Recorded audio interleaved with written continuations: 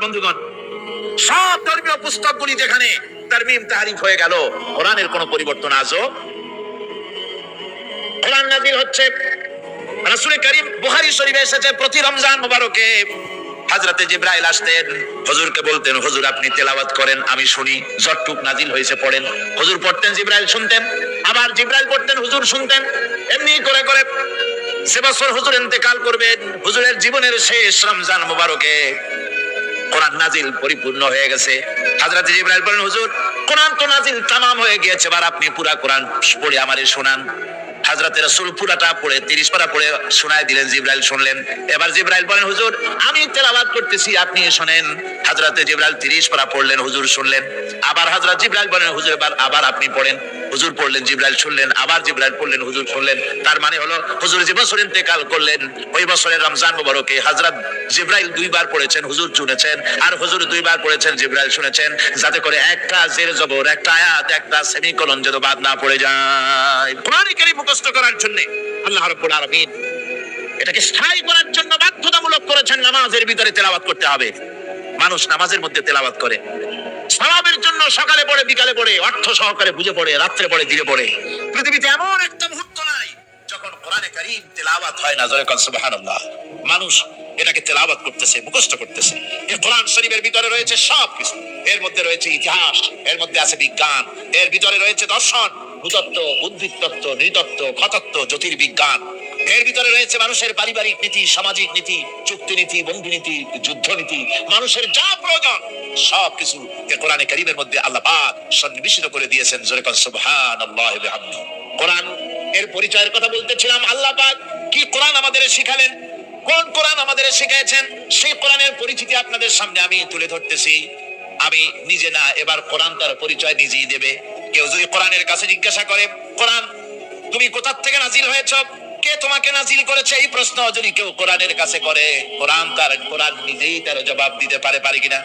কোরআন নিজেই বলে, এ কোরআন নাজিল করেছেন তিনি, যিনি ওই উচ্চ আকাশ আর জমিনকে যিনি সৃষ্টি করেছেন, সেই আল্লাহ আমারে নাজিল করেছেন।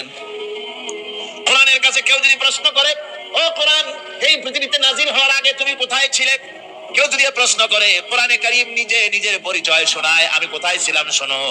বাল হুয়া কুরআনুম মাজিদুন ফি লাউহিম মাহফুজ। বরং এই কিতাব অতীব মর্যাদা সম্পন্ন, সুরক্ষিত ফলকে লিপিবদ্ধ ছিল, আমি ছিলাম লৌহে মাহফুজে, সেখান থেকে এসেছি। যদি কেউ প্রশ্ন করে, কোরআন কি, কোরআন তুমি কার উপরে অবতীর্ণ হয়েছো, জবাব কোরআন নিজেই দেয়, ওয়া আমিনু বিমা নুজিলা আলা মুহাম্মাদ ওয়া হুয়াল হাক্কু মির রাব্বিহিম। ঈমান আনো সেই জিনিসের উপরে যেটা মুহাম্মদ সাল্লাল্লাহু আলাইহি ওয়াসাল্লামের উপর অবতীর্ণ হয়েছে। আবার অন্য আয়াতে জবাব পাওয়া যায়, তাবারাকাল্লাযী নাযালাল ফুরকানা আলা আবদিহি লিয়াকুনা লিল আলামিন নাযীরা। অতীব বরকতপূর্ণ মহান সত্য সেই আল্লাহ রাব্বুল আলামিন, যিনি তার বান্দার পরে ফুরকান অবতীর্ণ করেছেন। সুবহানাল্লাহি ওয়া বিহামদিহি। কোরআনের নাম আমি বলেছিলাম শুধু কোরআন নয়, অনেক নাম আছে। কোরআনের আরেক নাম ফুরকান। কোরআনের আরেক নাম কি? আল ফারকু বাইনাল হক্কি ওয়াল বাতিল। কোরআন হচ্ছে সেই মহাসত্য যা মিথ্যা এবং সত্যের মধ্যে পার্থক্য সূচিত করে, মঙ্গল এবং অমঙ্গলের মধ্যে পার্থক্য সৃষ্টি করে, যা সত্য এবং মিথ্যার মধ্যে তাফরীকা সৃষ্টি করে, সত্যকে মানুষকে বুঝিয়ে দেয়, তার নাম হচ্ছে ফুরকান। এবার যদি প্রশ্ন করা হয়, ও কোরআন বুঝলাম তুমি লৌহে মাহফুজে ছিলে, বুঝলাম তুমি নবীজির উপরে নাজিল হয়েছো, এবার বলো তুমি কোন মাসে নাজিল হয়েছো, তুমি তো আসছিলা প্রথম, কোন মাসে নাজিল হয়েছো?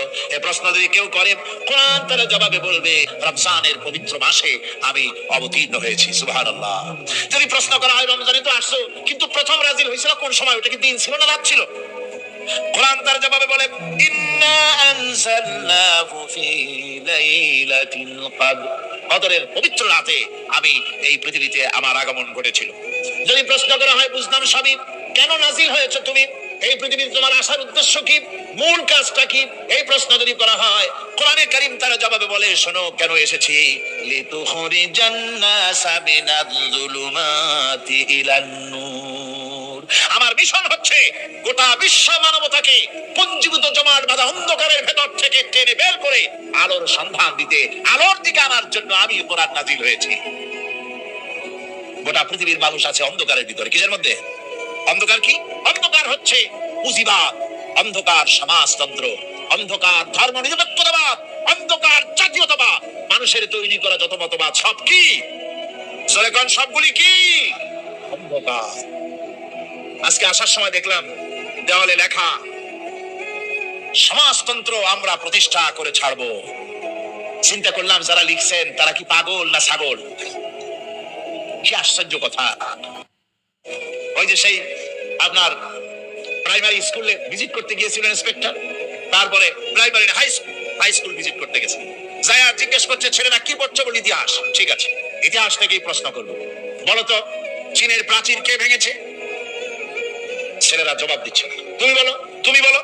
কেউ বলছে না। বেঞ্চের কোনা যে ছেলেটি, সে বলছে সর্বনাশ। কেউ যখন স্বীকার করে না, এটা তো আমার মাথায় আসবে। সব শেষ ইন্সপেক্টর তাকে বলছে তুমি বলো তো কে ভেঙেছে চীনের প্রাচীর? কয় স্যার, গ্রামে আমার দুষ্টমির যথেষ্ট বদনাম আছে, কিন্তু চীনের প্রাচীর ভাঙার মতো দুষ্কর্ম আমি করি নাই। ইন্সপেক্টর খুব রেগে গেলেন, মাস্টারের দিকে তাকালেন, এই বুঝি আপনার ইতিহাস পড়ানো? মাস্টার ইন্সপেক্টরের বিরক্তি ভরা মুখ দেখে বলছেন, স্যার রাগ করবেন না, এসব ছাত্র তো আমার, ওদের অবস্থা তো আমি জানি। আপনি আসছেন ঢাকা থেকে, আপনি জানবেন কি? আমি হলপ করে বলতে পারি আমার ক্লাসের কোন ছাত্র চীনের প্রাচীর ভাঙে নাই। ইন্সপেক্টর রাগ হইয়া চলে গেছে হেডমাস্টারের রুমে, যায় বলছে যে আমি আপনার স্কুলের গ্রান্টকে আমি নাকচ করে দেবো, মঞ্জুরি আমি ক্যান্সেল করে দেবো। কেন? এই অবস্থা। হেডমাস্টার বলছে স্যার রাগ করবেন না, আপনার জন্য কিছু টাকা পয়সাও রাখছি হাতিয়া, বড় একটা চর্বিযুক্ত খাসিও জবাব করা হয়েছে, পুকুর থেকে রুই মাছ তোলা হয়েছে। তারপরেও আমার ছাত্ররা, টিচাররা বলার পরেও যদি আপনার সন্দেহ হয়ে থাকে যে আমার ছাত্ররাই ভাঙছে, তো ওই আপনি অসন্তুষ্ট হবেন না, রাগ করবেন না স্যার।